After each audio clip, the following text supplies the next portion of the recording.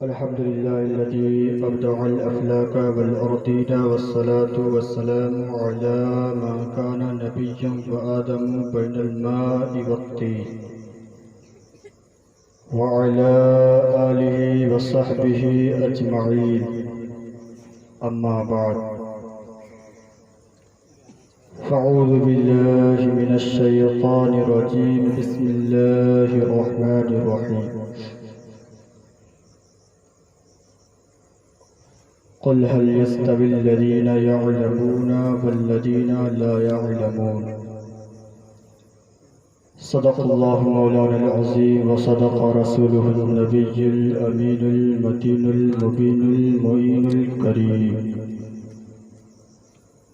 ونحن على ذلك لمن الشاهدين والشاكرين والحمد لله رب العالمين. إن الله وملائكته يصلون على النبي يا أيها الذين آمنوا صلوا عليه وسلموا تسليما. اللهم صل على محمد وبارك وسلم. صلوا عليه الصلاة والسلام عليك يا رسول الله يا حبيب الله يا نبي الله صلى الله تعالى عليه وسلم. معزز سامعین کرام،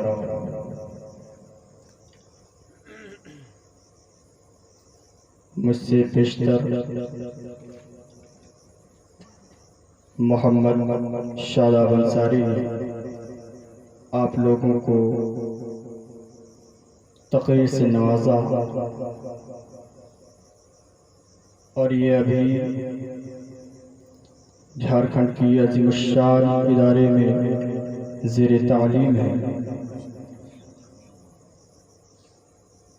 اور یہ گاؤں بڑا ہی خوش نصیب ہے کہ اس گاؤں سے 4 طالب علم اپنے گھر بار کو چھوڑ کر دوسرے شہر میں زیر تعلیم ہے.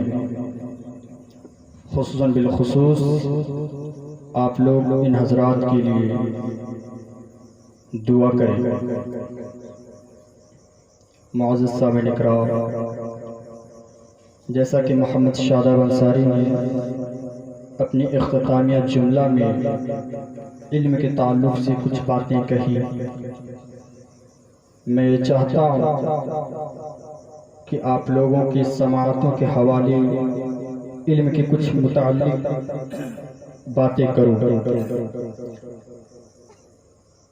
ہر واعظ، ہر مقرر خطبہ مسنونہ کے بعد قرآن کریم کی چھوٹی سی آیت یا حدیث کے الفاظ کو اپنا موضوع سخن بنایا کرتا ہے. میں نے بھی اسی ضابطے اور قانون کے تحت حدیث کی الفاظ کو اپنا موضوع سخن بنایا. اللہ کے رسول صلی اللہ تعالی علیہ وسلم ارشاد فرماتے ہیں، طلب العلم فریضۃ علی کل مسلم و مسلمہ. علم کا حاصل کرنا ہر مسلمان مرد و عورت پر فرض ہے، اور قرآن کریم میں بھی آیا ہے، قل هل يستوي الذين يعلمون والذين لا يعلمون. اے میرے محبوب، تم فرما دو کہ کیا علم والا اور بے علم برابر ہو سکتے ہیں؟ معزز سامعین اکرام، آپ لوگوں کو بخوبی معلوم ہوگا کہ ایک علم والا اور ایک لا علم کبھی بھی برابر نہیں ہو سکتا. علم روشنی ہے، جہل تاریکی ہے. روشنی اور تاریکی کبھی برابر نہیں ہو سکتی.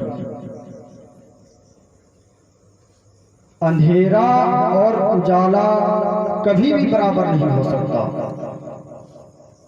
علم وہ نور ہے جسے کبھی چرایا نہیں جا سکتا. علم وہ نور ہے جو کبھی گم نہیں ہو سکتا. علم ایک ایسی دولت ہے جس کے ذریعے انسان تمام لوگوں کو سمجھتا ہے، ہر شے کو جانتا ہے. علم ایک ایسی دولت ہے جس سے انسان بڑوں کا ادب کرنا سیکھتا ہے. علم ایک ایسی دولت ہے جس سے انسان زندگی کے اصول و ضوابط کو جانتا ہے اور اس کے ماتحت اپنی زندگی کو گزارتا ہے. علم ایک ایسی دولت ہے جو ایک جاہل کو بھی عالم بنا دیتا ہے، ایک جاہل کو بھی مفکر بنا دیتا ہے، ایک جاہل کو بھی مؤدب بنا دیتا ہے، ایک جاہل کو بھی مفتی بنا دیتا ہے، ایک جاہل کو بھی حافظ قرآن بنا دیتا ہے، ایک جاہل کو بھی قاری قرآن بنا دیتا ہے. علم ایک ایسی دولت ہے جس سے انسان اپنے ماں باپ کا ادب کرنا سیکھتا ہے. علم ایک ایسی دولت ہے جس سے انسان خود کے مراتب کو پہچانتا ہے. علم ایک ایسی دولت ہے جس سے انسان اللہ و رسول کو جانتا ہے کہ میرا رسول کون ہے، میرا اللہ کیا ہے، رسول کا مرتبہ کیا ہے، نبیوں کا مرتبہ کیا ہوتا ہے، ولیوں کا مرتبہ کیا ہوتا ہے. علم ایک ایسی دولت ہے. میں اس موضوع پر بارہا تقریر کرتا ہوں کیونکہ علم کی کمی کی وجہ سے ہمارے زندگیوں میں بہت سی کمیاں آتی ہیں. لا علمی پوری نسل کو تباہ کر دیتی ہے. علم نہ ہونا پوری نسل کو تباہ کر دیتا ہے. اسی لیے کہا گیا ہے کہ اگر کسی قوم کو برباد کرنا ہو تو اسے علم سے روک دو. علم ایک ایسی چیز ہے لیکن آج انسان علم ہی سے دور ہوتا چلا جا رہا ہے. علم سے کوسوں دور چلا جا رہا ہے. پوری مغربی تہذیب و تمدن میں انگریزی تہذیب اپنا دامن وسیع کر رہی ہے. انگریزی تعلیم عام ہو چکی ہے. دینی تعلیم سے لوگ دور ہوتے چلے جا رہے ہیں.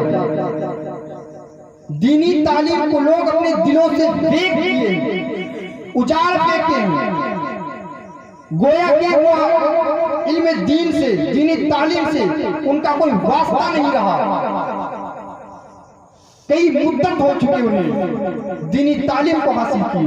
ایسا محسوس ہوتا ہے آج ہمارے ماں باپ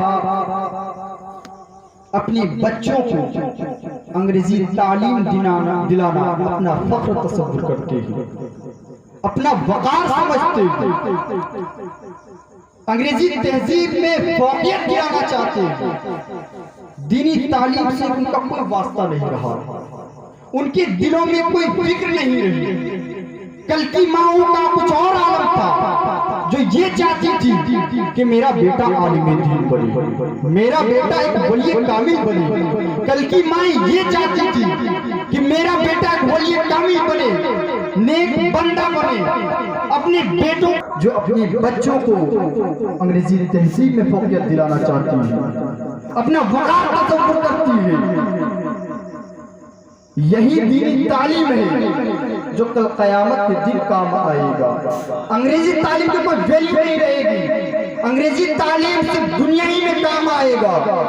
دنیا میں تم تو عزت پالو گے، لیکن دینی تعلیم ایک ایسی چیز ہے جس میں دنیا میں بھی عزت ہے، آخرت میں بھی عزت ہے. میں آپ کی سماعتوں کے حوالے ایک واقعہ پیش کرتا ہوں. حضرت باعث بستامی ایک بڑے ہی برگزیدہ بندہ گزرے. ان کا مرتبہ ایسے ہے جیسے کہ فرشتوں میں جبریل امین کا، ملائکہ کہا جاتا ہے. حضرت واحد بستامی رحمۃ اللہ علیہ کے بابا کے انتقال کے بعد ان کی پرورش ان کی ماں کی یہ خواہش تھی کہ میں اپنے بیٹے کو ایک عالم دین بناؤں، اپنے بیٹے کو ایک ولی کامل بناؤں۔ اسی سلسلے میں وہ مدرسے کی تلاش میں تھی، ایک ایسے استاذ کی تلاش میں تھی جو انہیں یہ علم دے سکے، ولی کامل بنا سکے۔ آخرکار وہ دن آ جاتا ہے، وہ استاد مل ہی جاتے ہیں، مدرسہ مل ہی جاتا ہے۔ حضور واحد بستامی رحمۃ اللہ علیہ کی ماں حضرت کو لے کر مدرسہ جاتے ہیں، استاد کے پاس جاتے ہیں، کہتے ہیں بابا میری یہ خواہش ہے کہ میں اپنے بیٹے کو عالم دین بناؤں، میری یہ خواہش ہے کہ میں اپنے بیٹے کو ولی کامل بناؤں، میں اپنے بیٹے کو ولی کامل کی شکل میں دیکھنا پسند کرتی ہوں۔ بابا کہتے ہیں کہ عالم دین تو ٹھیک ہے، ولی کامل بننا کسی کے بس کی بات نہیں۔ ولی جو ہوتے ہیں، ولی کا جو مرتبہ ہوتا ہے وہ اللہ دیتا ہے۔ اللہ جسے چاہے ولی بنا دے، اللہ چاہے تو چور کے بیٹے کو بھی ولی بنا دے، اللہ نہ چاہے تو بزرگ باپ کے بیٹے کو بھی ولی نہ بنائے۔ لیکن ماں کہتی گڑگڑانے لگتی ہے بابا میری خواہش ہے کہ میں اپنے بیٹی کو ولی کامل کی شکل میں دیکھوں، بابا میں یہ چاہتی ہوں، میری یہ تمنا رہی ہے کہ میں اپنے بیٹے کو ولی کامل بناؤں، لہذا آپ میرے بیٹے کو ولی کامل بنا دینا۔ جب تک میرا بیٹا عالم دین نہ بن جائے، جب تک میرا بیٹا ولی کامل نہ بن جائے، آپ اسے چھٹی ہرگز مت دینا۔ اتنا کہنے کے بعد ماں اپنے گھر آ جاتی ہے، بیٹا مدرسہ میں چلا جاتا ہے۔ کچھ دن گزرتے ہیں، کچھ ہفتے گزرتے ہیں، کچھ مہینے گزرتے ہیں، بیٹے کے دل میں بے قراری آ جاتی ہے، بیٹے کے دل میں یہ فکر آ جاتی ہے کہ میں اپنے ماں سے ملوں، میں اپنی ماں کی زیارت کروں۔ بیٹا بے قرار ہو جاتا ہے، بیٹا جیسے ہی بے قرار ہوتا ہے اپنی بابا کے پاس چلا جاتا ہے، استاد صاحب کے پاس چلا جاتا ہے، کہتا ہے بابا میرا دل بے قرار ہوتا چلا جا رہا ہے، بابا میرا دل یہ چاہ رہا ہے کہ میں اپنی ماں کی زیارت کروں، بابا میرا دل یہ چاہ رہا ہے کہ میں اپنی ماں کی زیارت سے شرفیاب ہوں، اے بابا آپ مجھے چھٹی دے دے۔ لیکن بابا کو وہ شک یاد آ جاتی ہے جو ماں کہہ کے گئی تھی، ماں کہہ کے گئی تھی کہ بابا آپ اسے اس وقت تک چھٹی مت دینا جب تک میرا بیٹا عالم دین نہ بن جائے، جب تک میرا بیٹا ولی کامل نہ بن جائے۔ اب بابا کو چھٹی ٹالنی تھی، چھٹی ٹالنے کے لیے کوئی ایسی ترکیب نکالنی تھی جو چھٹی کی معنی ہو۔ بابا کہتا ہے کہ بیٹا تم اتنے اسباق یاد کر لو، میں تمہیں چھٹی دے دوں گا۔ بابا بیٹا تم ایک ہفتے کے اسباق یاد کر لو، میں تمہیں چھٹی دے دوں گا۔ بیٹا تو بے قرار تھا، بیٹا بے چین تھا، بیٹا شک قبول کرتا ہے، کہتا ہے بابا ٹھیک ہے میں ابھی سبق یاد کر کے لاتا ہوں۔ بیٹا چلا جاتا ہے، حضور باعث بستامی چلے جاتے ہیں، رب کی بارگاہ میں سجدہ ریز ہو جاتے ہیں، کہتے ہیں یا اللہ جیسے تو نے ہدہد کو بلقیس کے تاج کا علم دیا، یا اللہ تو اس پر قادر ہے، جیسے تو نے ہدہد کو بلقیس کے تاج کا علم دیا، مجھے بھی میرے دل میں میرے سینے میں اتنے اسباق ڈال دے مولا، یا اللہ میرے دل میں یہ اسباق ڈال دے مولا، میں بے قرار ہوں مولا، میں بے چین ہوں مولا، میرا دل چاہ رہا ہے مولا کہ میں اپنے ماں کی زیارت کروں، میں اپنی ماں کی زیارت سے شرفیاب ہوں۔ اتنا کہنا تھا کہ اسباق یاد ہو جاتے ہیں۔ بیٹا حضور باعث بستامی چلے جاتے ہیں، استاد کے پاس جانے کے بعد کہتے ہیں استاد صاحب بابا مجھے سبق یاد ہو گئے ہیں۔ استاد نے کہا اچھا سنا، بیٹا سنا دیتا ہے، حضور باعث بستامی سنا دیتے ہیں۔ اب تو کوئی ایسی چیز نہیں رہی، ایسی ترکیب نہیں رہی جو بابا ٹال سکے۔ بابا کہتے ہیں اچھا ٹھیک ہے چلے جانا لیکن فوراً جلدی آ جانا، جلدی آنا، جلدی آنا، اس وجہ سے کہ اگر تم لیٹ کرو گے تو تمہارا اسباق میں کمی آ جائے گی۔ بیٹا چلا جاتا ہے، بیٹا دوڑتا ہوا چلا جاتا ہے، بیٹا خوشی و مسرت کا احساس محسوس کر رہا ہے، خوشی و مسرت اس کے دل میں چھائی ہوئی ہے۔ بیٹا چلا جا رہا ہے، یہاں تک کہ گھر پہنچ جاتا ہے، دیکھتا ہے کہ دروازہ بند ہے، دروازے میں دستک دیتا ہے، اندر سے آواز آتی ہے، کراتی ہوئی آواز آتی ہے، کون؟ بیٹا کہتا ہے ماں تیرا بیٹا تیفور، تیرا بیٹا بایزید آ گیا ہے۔ اندر سے آواز آتی ہے کہ نہیں چلا جا، تیرے لیے اس وقت تک دروازہ بند ہے جب تک تو بن جائے، جب تک تو ولی کامل نہ بن جائے تیرے لیے اس وقت تک دروازہ ہے، میں دروازہ کھولنے والی نہیں ہوں۔ اتنا کہنا تھا کہ بیٹا رونے لگتا ہے، حضور باعث بستامی کی آنکھوں سے اشک جاری ہو جاتے ہیں، حضور رونے لگتے ہیں۔ اتنا سننے کے بعد حضور باعث بستامی واپس چلے جاتے ہیں۔ استاد صاحب نے کہا بیٹا تم اتنے جلدی آ گئے، بیٹا تم نے ملاقات کی کہ نہیں کی؟ بیٹا کہتا ہے بیٹا واقعہ پیش کر دیتا ہے، بیٹا واقعہ پیش کر دیتا ہے۔ اتنا ماجرا کہتا ہے کہ استاد کے آنکھوں میں آنسو آ جاتے ہیں۔ استاد کہتا ہے کہ یہ ہے ماں جو اپنے بیٹے کو ولی کامل بنانا چاہتی ہے، لیکن افسوس آج ان ماں پر جو یہ چاہتی ہے کہ میرا بیٹا انگریزی تعلیم حاصل کرے، میرا بیٹا انجینئر بنے، میرا بیٹا سائنٹسٹ بنے، میرا بیٹا ڈاکٹر بنے، میرا بیٹا یہ بنے، میرا بیٹا وہ بنے۔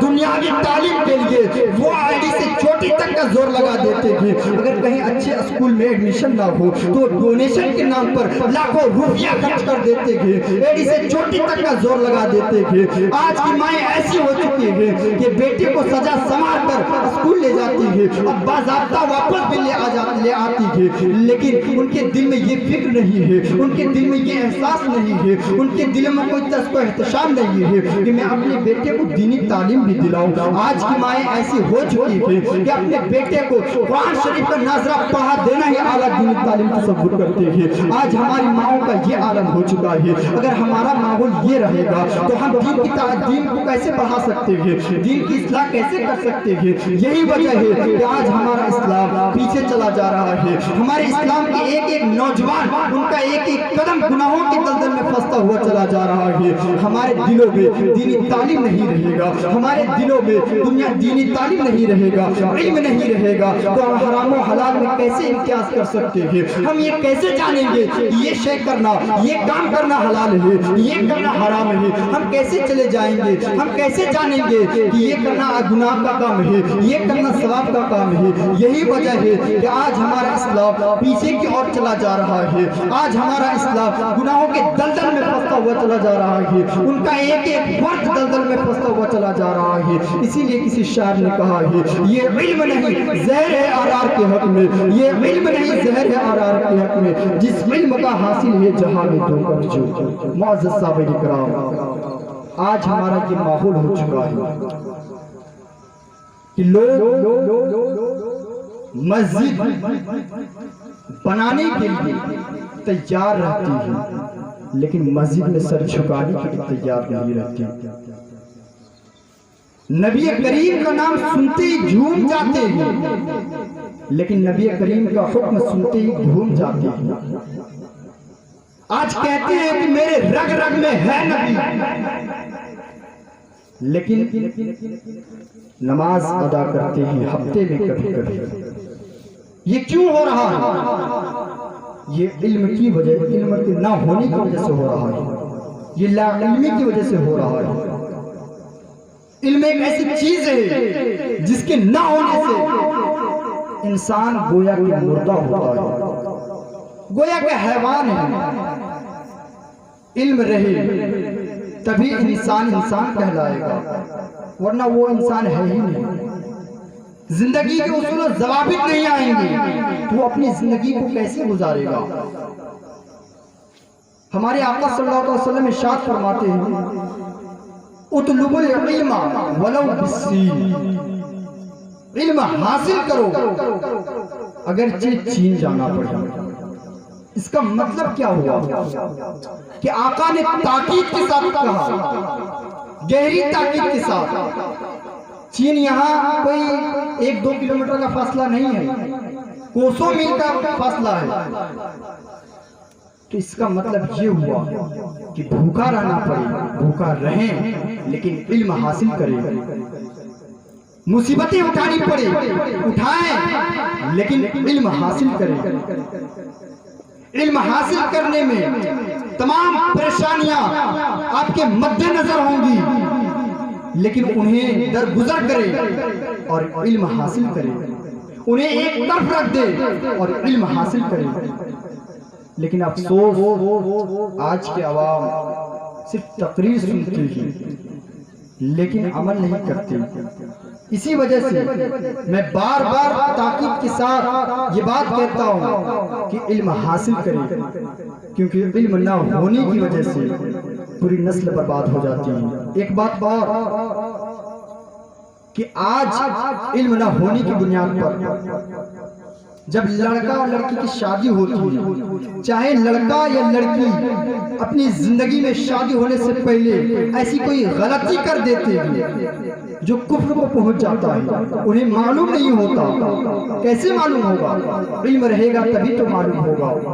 اور نکاح کھانے کے وقت بھی توبہ کرتے بھی ہیں تو یہ نیت رکھ کے توبہ نہیں کرتے کہ میرے تمام گناہ، یا اللہ میں تمام گناہوں سے توبہ کرتا ہوں، بس ایسے ہی توبہ کر لیتے ہیں۔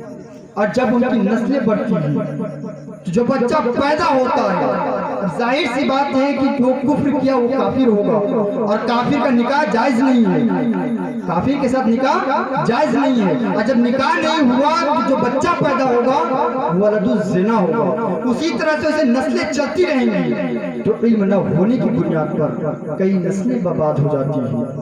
اس لیے میری گزارش ہے، مؤدبانہ گزارش ہے کہ آپ اگر لا علم ہے تو ابھی بھی وقت ہے اپنے بچوں کو علم سکھائیں، تاکہ آپ اپنے بچوں سے بھی کچھ سیکھ سکیں، اور نہ بھی سیکھ سکیں تو کم سے کم آپ کے بیٹے کی زندگی سنور جائے۔ آپ اپنے بیٹوں کو یہ دنیاوی تعلیم، میں یہ نہیں کہہ رہا کہ دنیاوی تعلیم حاصل نہ کرائیں، نہ دلائیں، ضروری ہے دنیا میں رہنے کے لیے، لیکن ساتھ ہی ساتھ دینی تعلیم پر فوقیت دلائیں، کیونکہ وہاں پہ کام آنے والی چیز دینی تعلیم ہے۔ معزز سامعین کرام، وقت کا لحاظ کرتے ہوئے میں اپنی گفتگو کو یہیں پہ ختم کرتا ہوں۔ وآخر دعوانا ان الحمدللہ رب العالمین وما علینا الا البلاغ۔ السلام علیکم ورحمۃ اللہ وبرکاتہ۔